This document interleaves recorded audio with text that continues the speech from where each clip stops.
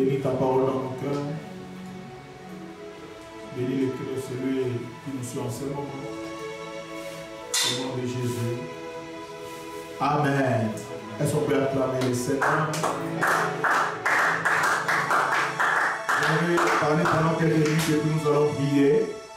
Depuis le vendredi passé, nous sommes en train de parler de principes ou de clés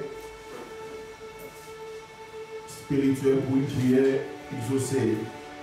Nous avons dit qu'il y a des principes que nous devons observer si nous voulons que notre prière soit efficace et que Dieu exauce la prière de chacun de nous. Nous avons dit que plusieurs nous sommes en train de prier, mais nous ne sommes pas exaucés simplement parce que nous n'observons pas les principes que Dieu a établis dans sa parole pour que notre prière soit efficace. Très important. Vous savez, bien aimés dans le Seigneur, il ne suffit pas seulement de prier, mais il faut aussi être exaucé. La volonté de Dieu, ce n'est pas seulement que nous puissions prier, mais Dieu veut nous exaucer aussi. Amen. La Bible déclare, Jésus, devant la tombe de Lazare, il dit, Père, je te rends grâce parce que tu m'as toujours exaucé. Cela veut dire qu'à chaque fois que Jésus priait, bien aimé, Jésus était exaucé. Aucune fois Jésus a prié sans être exaucé par le Père. Voyez? Parlant même d'Élie, dans Jacques dit, Élie était un homme de la même nature que nous. Voyez? Qu'est-ce qui fait qu'ils priaient et ils étaient exaucés? Et nous avons commencé à parler de certains principes ou de certaines clés pouvant nous aider à être exaucés alors que nous sommes en train de prier. La première clé ou le premier principe, nous avons parlé de le cœur pur. Le cœur pur. Lorsqu'on s'approche de Dieu, Dieu vous regarde notre cœur. Vous voyez? Les psalmistes, la Bible déclare, nous devons nous approcher d'un cœur purifié, une mauvaise conscience. Donc ce que Dieu regarde quand nous approchons de Dieu, c'est notre cœur. Ce que Dieu regarde, c'est l'état de notre cœur. Quand on s'approche de Dieu, on doit voir l'état de son cœur. Et le psalmiste dit, si j'avais conçu l'iniquité, le Seigneur ne m'aurait pas exaucé.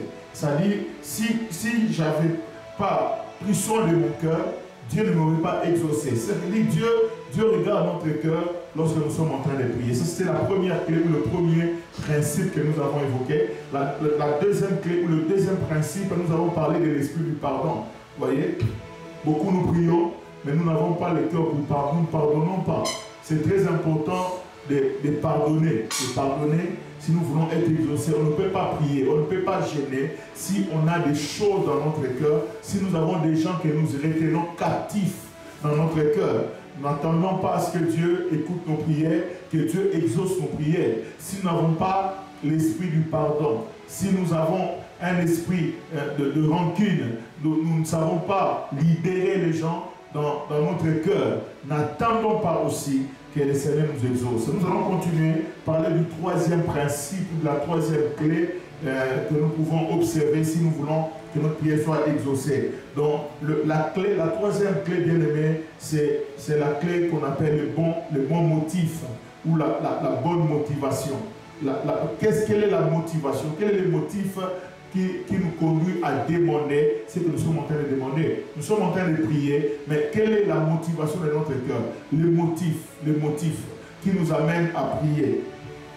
Dans Jacques chapitre 4, verset 3, la Bible dit ceci: vous demandez et vous ne recevez pas, parce que vous demandez mal, dans le but de satisfaire vos passions. C'est très fort.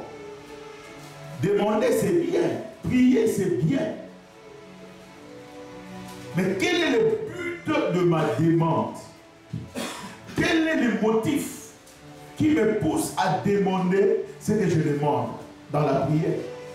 Jacques dit, vous demandez, vous ne recevez pas. Parce que vous demandez mal, dans le but de satisfaire vos passions. Bien aimé, quand tu pries, Dieu regarde la motivation qu'il y a dans ton cœur.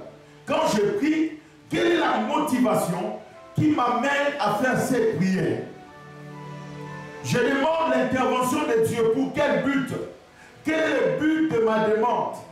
Souvent, nous ne sommes pas exaucés parce que quand tu regardes les motifs, Quand tu regardes notre motivation n'est pas bonne souvent.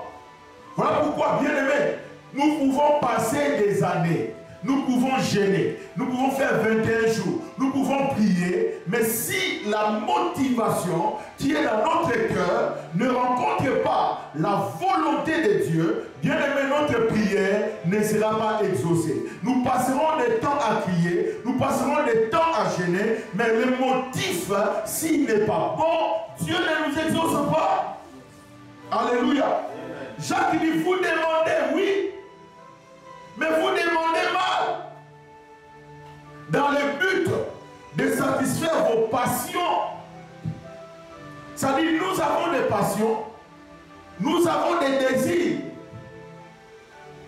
Mais nous, quand nous allons dans la prière, nous entrons dans la prière, nous ne prions pas, nous ne demandons pas pour la gloire de Dieu, mais nous demandons dans le but de satisfaire nos passions.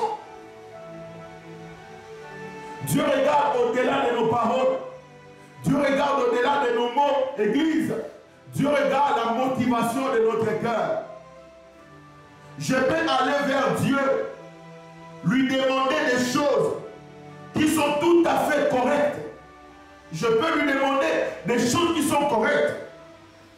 Par exemple, je peux lui demander de me oindre, de m'utiliser puissamment pour que son évangile aille de l'avant.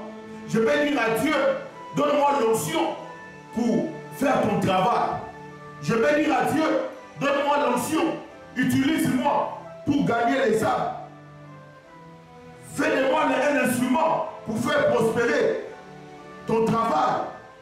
Mais si ma motivation, c'est ma satisfaction personnelle, un gain matériel ou l'approbation des autres, ma prière ne sera pas exaucée. Pourquoi je demande le don spirituel? C'est pas mauvais, c'est légitime. Je demande à Dieu de faire en sorte que lorsque je prêche, que la puissance soit libérée. C'est pas mauvais. Je demande à Dieu qu'il me donne l'onction pour que j'évangélise. C'est pas mauvais. Mais si toutes ces demandes, c'est pour ma satisfaction personnelle, j'aimerais nous dire, bien aimé, cette prière ne sera pas exaucée. C'est pas mauvais de demander l'onction pour les saluts des âmes.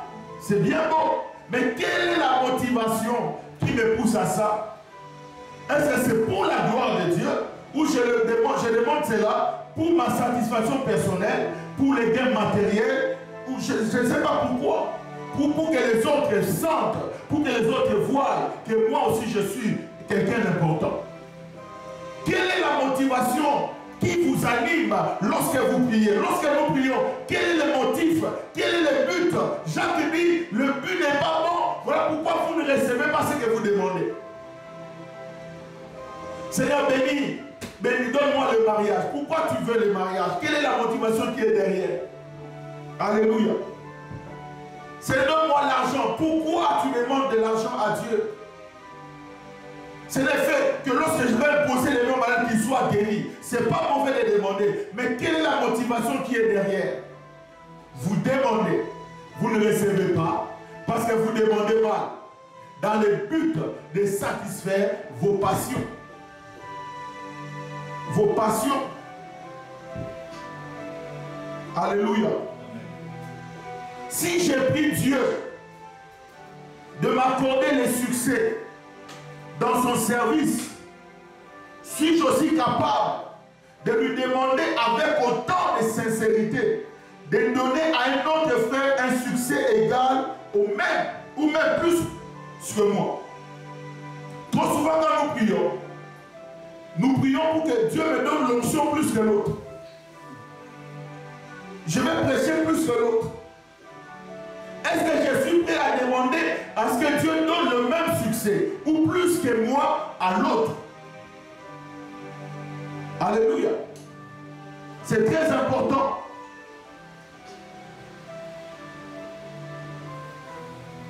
Puis-je me réjouir quand Dieu répand son esprit sur un autre frère ou sur une autre sœur et les utilise de manière puissante?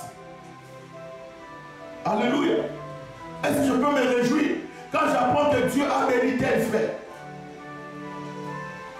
Est-ce que je peux me réjouir quand j'apprends que Dieu a visité le frère del frère? Quand quelqu'un rend grâce à Dieu pour l'intervention dans sa vie, est-ce que je suis prêt à me réjouir avec lui?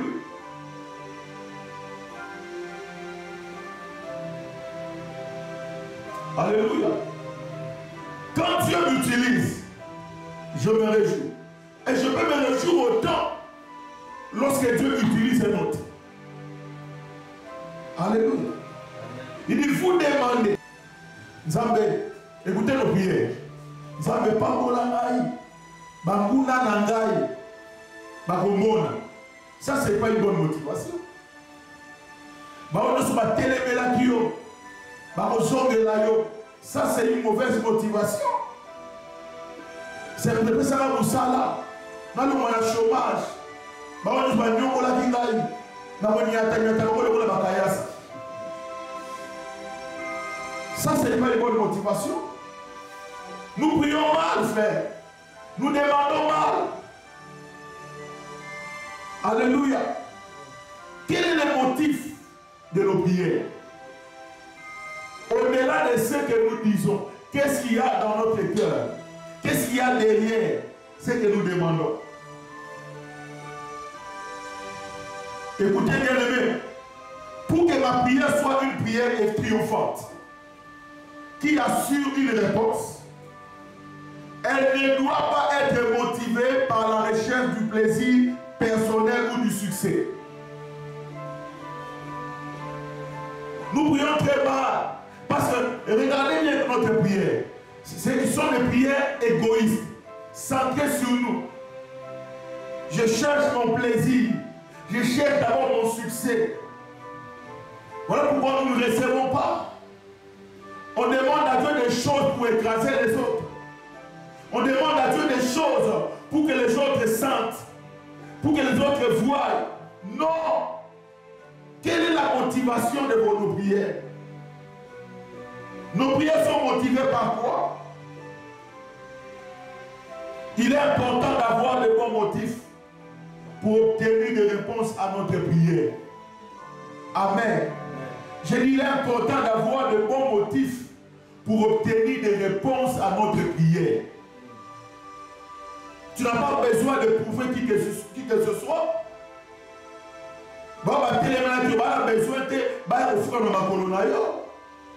Non, bien-aimé. Aussi longtemps que tes motivations ne seront pas bonnes, tes prières ne seront jamais exaucées. Parce que, bien-aimé, la réponse de Dieu dans la vie de quelqu'un qui a de mauvaises motivations est une arme à destruction massive. Très, très dangereux.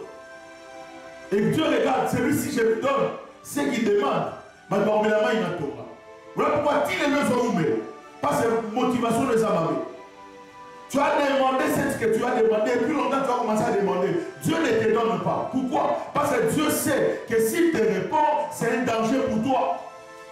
Tu feras du mal aux autres. La bénédiction de Dieu dans ta main sera comme un fouet pour fouetter ceux-là peut-être qui te contestaient.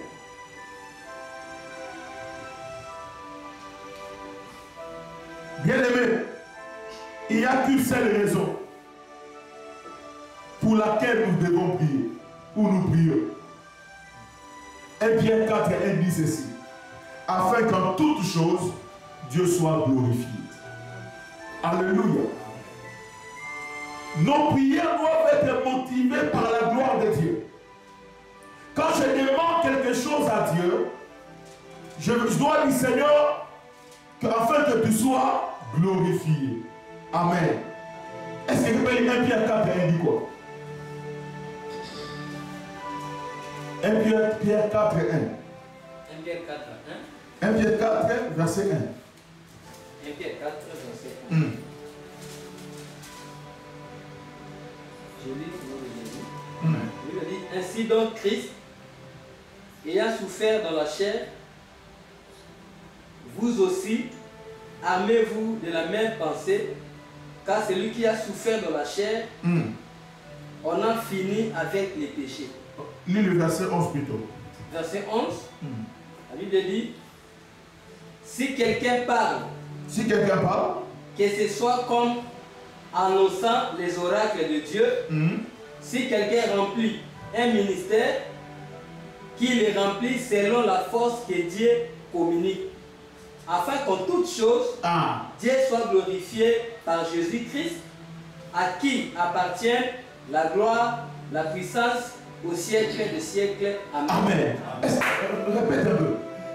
Si quelqu'un parle, que donc, soit... tu prêches, tu enseignes, tu édifies, tu parles, oui.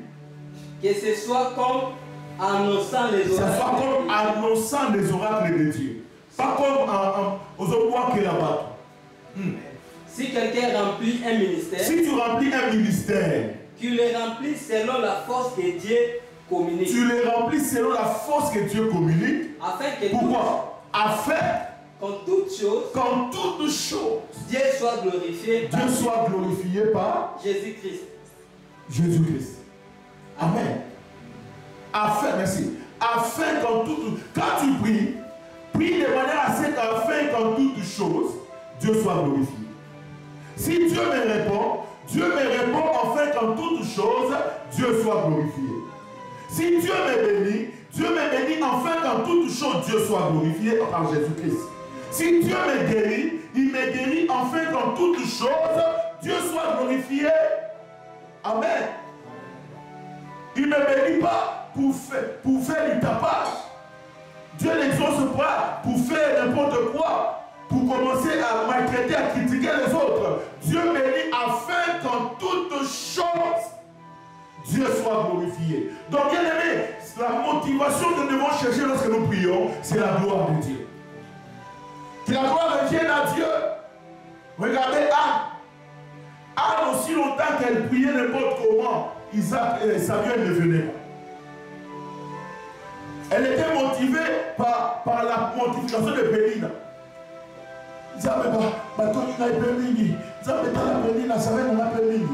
Dieu était silencieux. Jusqu'à ce qu'Anne a compris. Non, j'ai pris mal. Je dois prier afin que Dieu soit glorifié. Il dit, si tu me donnes un enfant mâle, Seigneur, je vais le donner à toi, le consacrer. Ah, Dieu dit, ok, je trouve ma gloire là-dedans, et Dieu exauce. Amen. Et ça va prier, les vendre dans le dépôt, nous prions pour notre propre gloire. Nous prions pour notre propre honneur. Nous voulons que nous soyons glorifiés. Que les gens sentent, que les gens voient. Il faut quand Dieu voit ça, Dieu ne t'exaucera pas. Dieu ne te bénit pas pour les autres, pour prouver aux autres. Dieu ne t'exauce pas pour que les autres sentent que Dieu est avec toi. Mais Dieu t'exauce afin qu'en toutes choses, Dieu soit glorifié. Alléluia. L'exaucement à nos prières doit attirer la gloire de Dieu.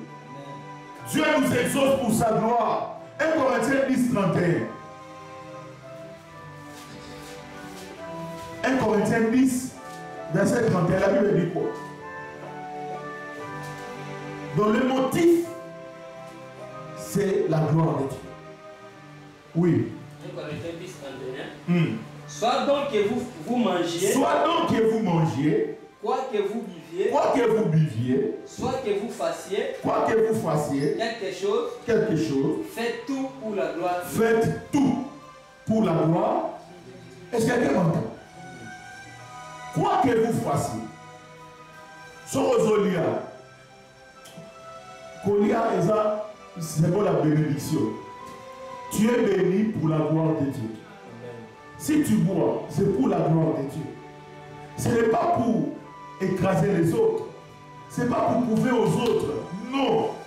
C'est pour la gloire de Dieu. Et quoi que vous fassiez, en parole ou en acte, faites tout pour la gloire de Dieu. Église, chrétiens, apprenons à chercher la gloire de Dieu lorsque nous prions. Amen. Dieu ne te bénit pas pour ta gloire.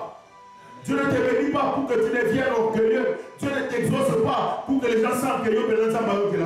J'entends les gens dire, ah, moi, je suis là à la forme. Non, c'est Dieu qui est tout. Nous faisons tout pour la gloire de Dieu. Tout ce que Dieu fera dans ta vie. Si tu ressuscites les morts, faites-le pour la gloire de Dieu. Si tu guéris les malades par ton ministère, faites-le pour la gloire de Dieu. Si tu as un bon travail, c'est pour la gloire de Dieu. Si tu as un bon mariage, c'est pour la gloire de Dieu. Si tu as des bons enfants, c'est pour la gloire de Dieu. Si tu as une bonne femme, c'est pour la gloire de Dieu. Quoi que vous fassiez, c'est pour la gloire de Dieu. Alléluia. Les motifs, la motivation, les bons motifs. Quelle est la motivation? Ta motivation quand tu pries. Même, motivation dans ma vie. Motivation dans ma vie. Motivation dans ma vie.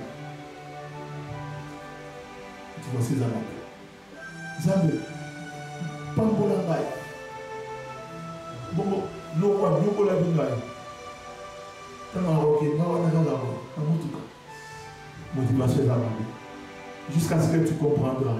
Tu diras, Seigneur, je mérite rien.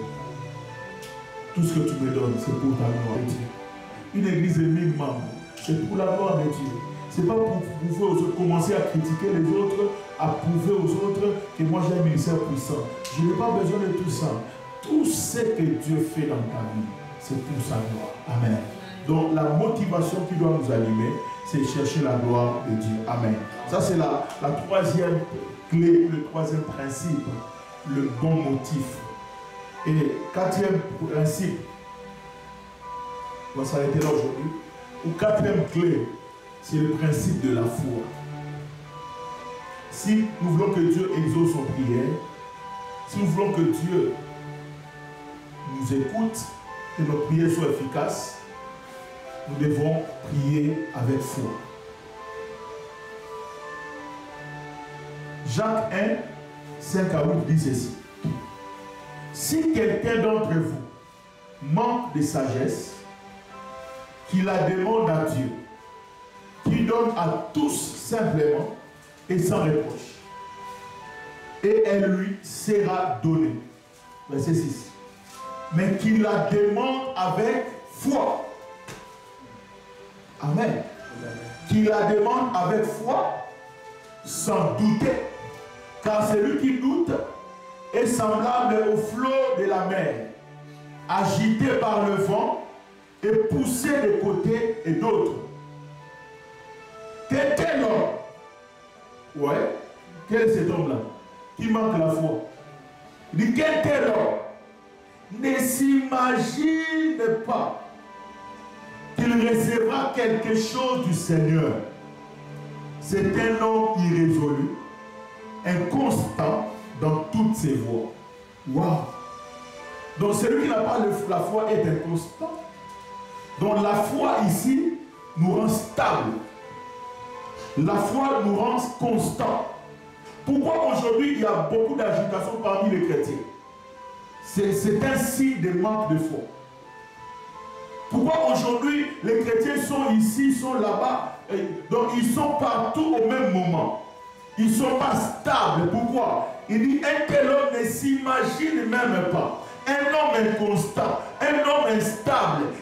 Il ne s'imagine même pas qu'il obtiendra quelque chose du Seigneur. Qu'il ne s'imagine même pas que Dieu exaucera sa prière. Pourquoi? Parce que manquer la foi, c'est être instable. Irrésolu. Irrésolu. Instable. Pourquoi? Il n'a pas de foi. C'est-à-dire, un homme qui manque la foi, c'est quelqu'un qui manque sa confiance, qui manque sa confiance en Dieu. Celui qui a la foi, c'est quelqu'un qui est stable. Il n'est pas agité par les événements. Il n'est pas agité par les choses qui se passent dans le monde. Oh, maladie, bimi, coroné, bimi, virus, bimi, pandémie, épidémie, ça sort. Mais un homme de foi ne s'agite pas. Un homme de foi est stable. Pourquoi? Parce que sa foi est basée sur quelque chose de solide, qui est la parole de Dieu. Alléluia. Il faut demander avec foi. Mais il dit, mais qu'il la demande avec foi, sans douter.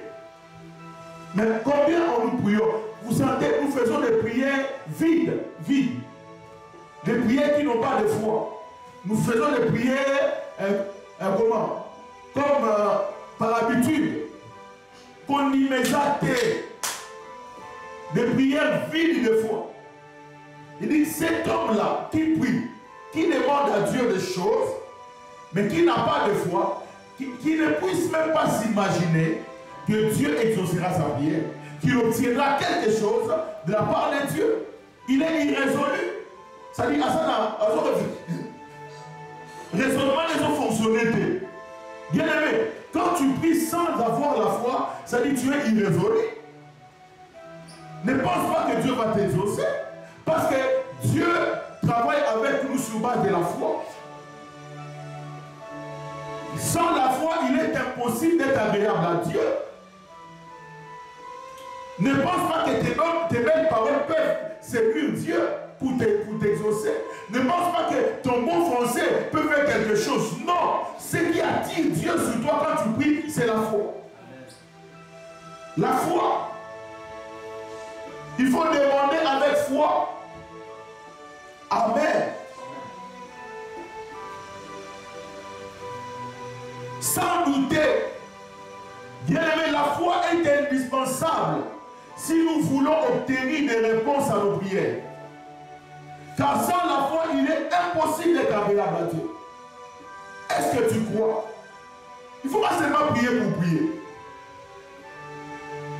Il y a des gens qui font 2 heures, 3 heures du temps. Mais sans être exaucé. Prier pendant 3 heures, 5 heures, ce n'est pas un signe de foi. Alléluia. Il faut beaucoup prier. Prier longtemps, oui. Mais prier longtemps, beaucoup prier, sans la foi, c'est une perte de temps. Il faut croire que quand je m'approche de Dieu, Dieu existe et qu'il est le rémunérateur de ceux qui le cherchent. Amen. Il faut croire. La foi ne regarde pas aux circonstances actuelles. La foi croit à la capacité de Dieu. Alléluia. Là où la foi est présente, Dieu fait des miracles. Là où la foi est présente, Dieu intervient. Là où la foi est présente, Dieu agit. Là où la foi est présente, Dieu guérit. Dieu est partout, mais il ne travaille que là où il y a la foi. Dieu est partout, mais il n'agit que là où il y a la foi. Quand on manifeste la foi, c'est une manière de permettre à Dieu d'intervenir dans nos vies. La foi ne regarde pas aux circonstances, mais elle regarde à Dieu. Alléluia. La foi. Alors j'aime l'exemple d'une femme, la femme cananéenne. Dans Matthieu chapitre 15, 21-27. La Bible dit, Jésus étant parti de là, se retira dans le territoire de Tyr et de Sidon. Et voici une femme cananéenne qui venait de ces contrées, une contrée négligeable. Elle venait de là. Elle lui cria, aie pitié de moi Seigneur, fils de David, ma fille est cruellement tourmentée par les démons. Ses disciples,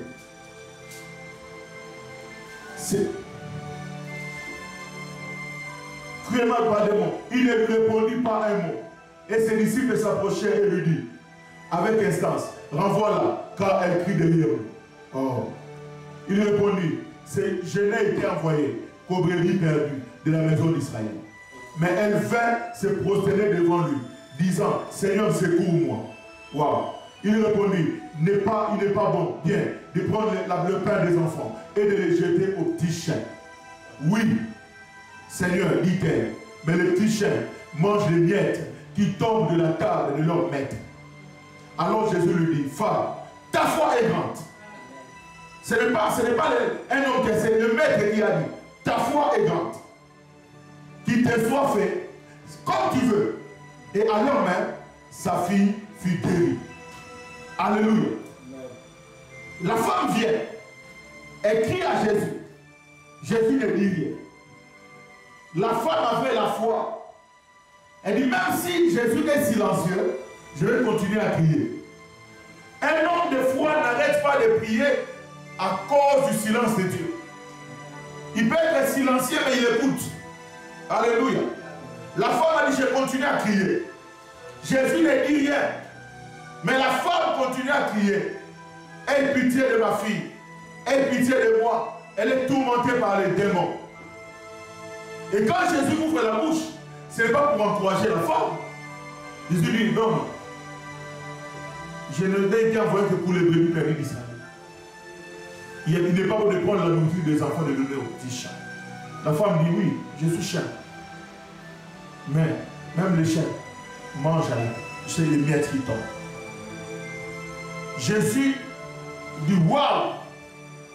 Même en Israël, je n'ai jamais vu une foi comme ça. Il dit, ta foi est grande. Elle a obtenu, cette femme, ce qu'elle demandait parce qu'elle avait la foi. Ce n'était pas les circonstances qui l'ont empêché d'obtenir, de manifester sa foi. Tout était réuni pour qu'elle soit découragée. Le silence de Jésus pouvait la décourager. Et quand Jésus a ouvert la bouche, Jésus, je dirais même Jésus n'a pas loué cette femme. Jésus l'appelle chien.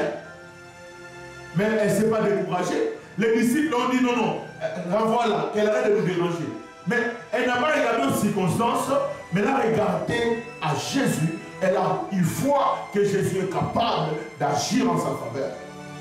Bien-aimé, si tu veux que Dieu exauce ta prière, la foi, et Jésus va donner à cette femme le chèque en blanc. Il dit, il te soit fait selon ce que tu dis. Ça dit, Jésus donne à la femme chèque, ça dit chèque en blanc.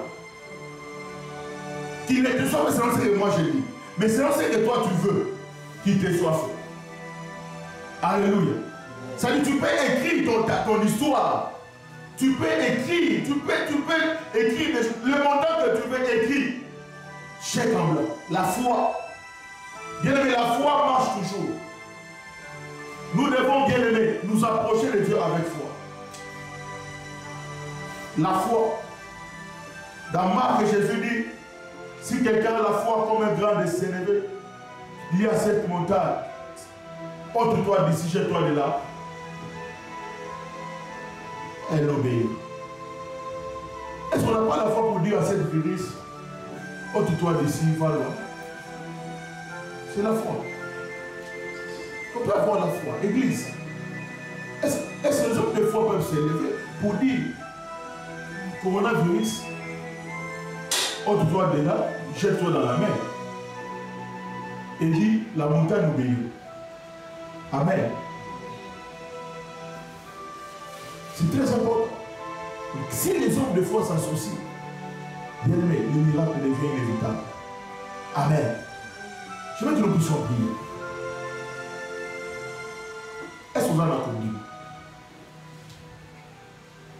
Je parlais des bons motifs et de la foi. Qu'est-ce qui motive tes prières? Qu'est-ce qui motive tes demandes? Pourquoi tu veux avoir ce que tu veux avoir? Pourquoi cherches-tu Dieu? Pendant 5 minutes seulement, nous allons prier. Dis à Dieu, purifie mes motivations. Donne-moi des motifs sains. Pas des motifs égoïstes. C'est donne-moi la foi. Je ne vais pas m'approcher de toi n'importe comment, mais avec foi. Je ne demande pas des choses pour prouver aux autres.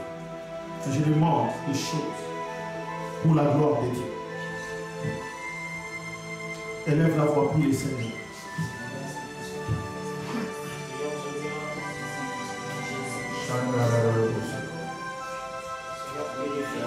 Quels sont tes motifs? Quelles sont les motivations de ton cœur qui t'amènent à demander ce que tu